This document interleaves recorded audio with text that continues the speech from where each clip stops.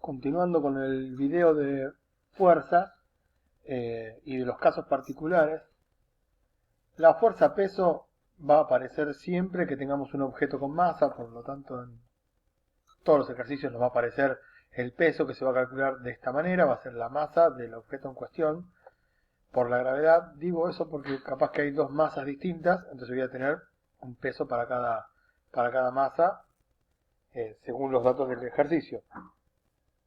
En el caso de las fuerzas de vínculo, que puede ser la normal y la fuerza de rozamiento, suelen confundir bastante. Insisto con que esto con el correr de los ejercicios se va a ir entendiendo, porque siempre tendemos a poner como que la normal es la que compensa el peso, pero la normal es normal al plano y el peso siempre es vertical. En cambio, si tengo un plano inclinado, la normal va a salir perpendicular al plano y no vertical. Entonces ahí vamos a tener que descomponer y tomar un sistema de referencia que sea conveniente. La fuerza de rozamiento siempre va a ser paralela al suelo y bueno, va a depender si se está moviendo o de si está quieto. En el caso de la tensión, habiendo varillas o sogas, siempre son ideales. Esto nos achica bastante los ejercicios porque al ser ideales sé que la tensión que tengo en una punta de la soga es lo mismo que tengo en la otra punta de la soga. Nada más que apuntan para lados distintos y ya. Pero no lo tengo que hacer, por ejemplo, un diagrama de cuerpo libre. Lo que voy a hacer son los diagramas de los cuerpos que estén vinculados por esa soga o esa varilla, aclarando las tensiones o las fuerzas necesarias. Esto es muy importante. Para resolver cualquier ejercicio, ya sea estática, dinámica, lo que sea, fíjense que siempre vamos a armar un garabato donde podemos volcar la información, elegimos un sistema de referencia y después realizamos el diagrama de cuerpo libre. Y esta va a ser la clave de todos los ejercicios, clave para poder aprobar, porque si no está hecho el diagrama de cuerpo libre, no me están explicando la parte física del ejercicio, pero sobre todo es clave para poder entenderlo. Y es lo que voy a tratar de explicar a continuación con algún que otro ejemplo. Cuando hacemos un diagrama de cuerpo libre, lo que vamos a hacer es únicamente vamos a dibujar sobre ese cuerpo las fuerzas que actúan sobre el cuerpo y no las que el cuerpo hace. Las que el cuerpo hace están aplicadas sobre otro cuerpo. O sea que si son dos cuerpos vinculados, capaz que tengamos que hacer dos diagramas de cuerpo libre, uno para cada cuerpo. Vamos con este caso más sencillo. Tengo un objeto que está sobre el piso y una soga tira de él. Me dice que la superficie es horizontal, rugosa, por lo tanto sé que va a haber un rozamiento entre las dos superficies. Vamos a ver cómo aparece el rozamiento. Yo quiero mostrar el diagrama de cuerpo libre, que sería este a continuación. En lugar de poner la soga, dibujo la fuerza que hace para allá. A veces se le suele poner T de tensión, nada extraño. mg es el peso, es lo que veíamos acá, ¿no? Peso es igual a masa por gravedad. Así que este es el peso. N es la fuerza normal, debido a la interacción con el plano, que en este caso sí es derecha porque el plano es horizontal. Entonces, esta y esta van a ser iguales. Y esta F que aparece acá es la fuerza de rozamiento, que si el movimiento es hacia aquel lado, la fuerza de rozamiento siempre se va a oponer al desplazamiento relativo entre las superficies. Acá también suele aparecer una confusión que es que el rozamiento siempre se opone al movimiento. Vuelvo para atrás. Fijémonos cómo no se da eso acá. Acá el rozamiento precisamente, el movimiento es en este sentido hacia allá. El rozamiento precisamente en este caso es el que está haciendo que nosotros podamos avanzar. Entonces, ¿a qué sí se va a oponer? A que una superficie se deslice respecto de la otra. A eso sí. Entonces, en este caso, este cuerpo quiere irse para allá respecto de este otro cuerpo, por lo tanto me aparece esta fuerza de rozamiento que tiende a impedirlo.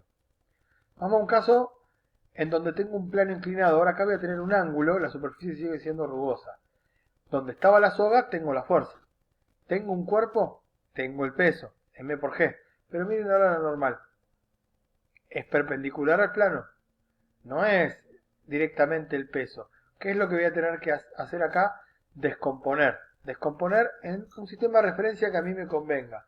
Que por lo general ese sistema de referencia lo voy a tomar como X e Y en la dirección que a mí me sirva. Por ejemplo, en este caso quizás me convenga tomar un eje Y así y un eje X así.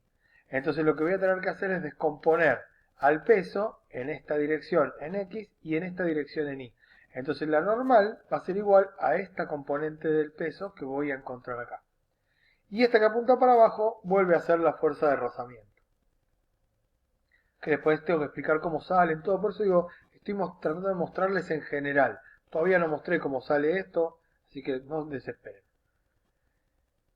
Fíjense en este caso, tengo dos cuerpos que están en contacto y una fuerza que empuja a la masa 1. Cuando hago el diagrama de cuerpo libre, fíjense que en los demás no me interesa hacer el diagrama de cuerpo libre del piso. Pero acá tengo dos cuerpos, tengo que hacer un diagrama para cada cuerpo. Por lo tanto, cada cuerpo va a tener su peso, su masa por gravedad. Voy a tener la fuerza, va a estar aplicada a este cuerpo. ¿Y qué otra fuerza voy a tener sobre masa 1? Y la normal, la respuesta del piso, ¿no? La fuerza de vínculo. Ahora, este cuerpo, esta fuerza empuja a este cuerpo. Y este cuerpo empuja a este otro cuerpo que tengo acá al lado, a la masa 2. Por lo tanto, voy a tener que, como este cuerpo no se deforma, esta fuerza se transmite a través del cuerpo y aparece en el cuerpo 2 de alguna manera, ¿no? Como esta fuerza P. Ahora, este mismo cuerpo tiene una resistencia al cambio de su estado de movimiento, ¿no? Porque tiene masa. Por lo tanto, le va a contestar al cuerpo 1 con esta fuerza P. ¿Qué son estas dos fuerzas P? No son peso, el peso son estas dos. Pero ¿por qué P y P'? ¿Por qué esta fuerza y esta fuerza son iguales? Son un par acción-reacción. O sea, este cuerpo le hace una fuerza a este cuerpo, que es esta, y el cuerpo 2 le hace una fuerza al cuerpo 1, que es esta que está acá. Así va a aparecer infinidad de ejemplos. Vamos al caso de un problema de estática. Un cuerpo suspendido, por ejemplo, con dos sogas, donde tengo un ángulo y tengo, por ejemplo, no sé, acá es una caja suspendida con dos cuerdas. Esto puede ser cualquier cosa, puede ser un semáforo, puede ser una pajarera, un farol, es lo mismo. Tengo un objeto suspendido. Cuando hago el diagrama de cuerpo libre, tengo que hacer el diagrama de cuerpo libre acá, digamos, si quieren, en este punto. ¿Qué es lo que está graficado acá? Esta es la caja. No me interesa en sí la forma, por ahora no me interesa la forma. Voy a tener la tensión, por acá va un cable, la otra tensión, por acá va el otro cable, y el peso. Ahora, cuando me pongo a laburar, a mí no me sirve laburar con esto que está en diagonal, con esto que está en diagonal, salvo que lo labure todo de manera vectorial. Ahí tendría que tener bien sus componentes en X y en Y, o con sus ángulos. Me sirve proyectar en realidad. Proyecto esta fuerza en el eje X, en el eje Y, esta en el eje X y en el eje Y. De acuerdo al ángulo que tengo, me va a dar si tengo que usar seno o coseno. Esto matemáticamente es bastante sencillo de abordar, pero siempre y cuando le preste atención al ángulo. No es que la componente en X siempre está relacionada con el coseno. Fíjense que en este caso el ángulo es este, que tengo acá, ¿sí? Así que la componente en X, que es la que está acá, va a estar relacionada en realidad con el seno del ángulo, porque es el opuesto. Como dice acá, la componente en X, que es esta flechita, está relacionada con el seno. Y la componente en Y relacionada con el coseno. ¿Por qué? Porque me dieron este ángulo. Si me hubiesen dado este ángulo de acá, hubiese sido al revés. Ahora sí yo puedo trabajar y aplicar, por ejemplo, la ley de Newton. Sumatoria de fuerzas es igual a masa por aceleración. Y vamos a ver qué se nos pide. Si se nos pide que el objeto se quede quieto, masa por aceleración tiene que ser igual a 0 porque no se mueve. Estaríamos en un problema de estática. Entonces, ¿qué tengo que hacer? Bueno, laburar en X y en Y por separado. Esto, insisto, que con el correr de los ejercicios se va a ir entendiendo y mecánicamente es siempre lo mismo. Hago el diagrama de cuerpo libre, tomo un sistema de referencia, o sea, este sería como el garabato, entiendo el problema. Mi diagrama de cuerpo libre, establezco un sistema de referencia, que en este caso yo podría tomar las Y positiva para allá y las X positiva para allá. Puedo tomarlo al revés, siempre y cuando que lo aclare, y tiene que estar siempre aclarado. Y el paso siguiente es realizar la sumatoria de fuerzas en X, en Y, y ahí me fijo qué se me pide. Si está en movimiento o si quieren que esté en reposo. Si tuviese, por ejemplo, un plano inclinado, voy a tener, como veíamos antes, la fuerza, la normal, pero acá sí tengo el peso descompuesto, que esto es lo que quería que vean. Tengo, de acuerdo al ángulo que me dan, fíjense que el ángulo beta, que es el del plano, por lo general se va a dar de esta manera, aparece acá. Entonces, otra vez la componente en Y se me va con el coseno, fíjense, Y, X. La componente ni se me va con el coseno y no con el seno como capaz estábamos habituados. ¿De qué depende esto? Del ángulo que me dan. Si me hubiesen dado este ángulo de acá y yo usaba este ángulo, era este ángulo, y si hubiese usado acá el seno. Pero como está dado, tengo que fijarme el ángulo, el triangulito que se forma, y ahí aplico seno o coseno de acuerdo a qué cateto es.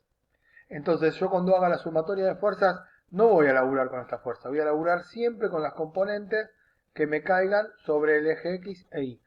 Podría tomar dos direcciones cualesquiera, tomo estas porque están a 90 grados, me sirve todo lo que tenga que ver con trigonometría.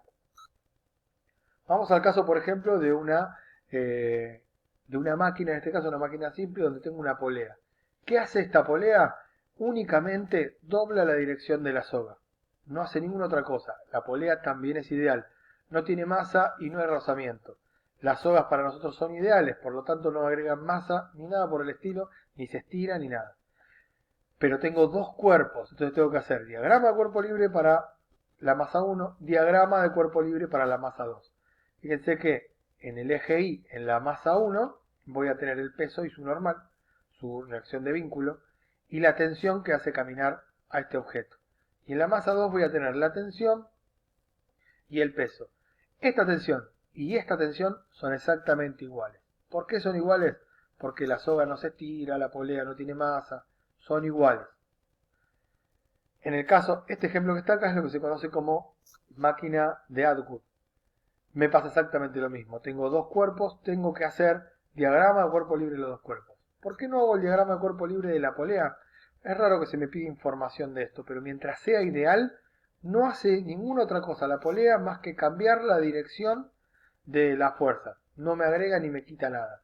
Si la polea tuviese masa, estaría en otro tipo de ejercicio y ahí lo tendría que plantear como un cuerpo más y hacer su diagrama de cuerpo libre. En este caso, no. Como son ideales, a nosotros no nos van a modificar absolutamente nada. Bueno, ahora no queda otra que empezar a hacer ejercicios y ver cómo queda plasmado esto.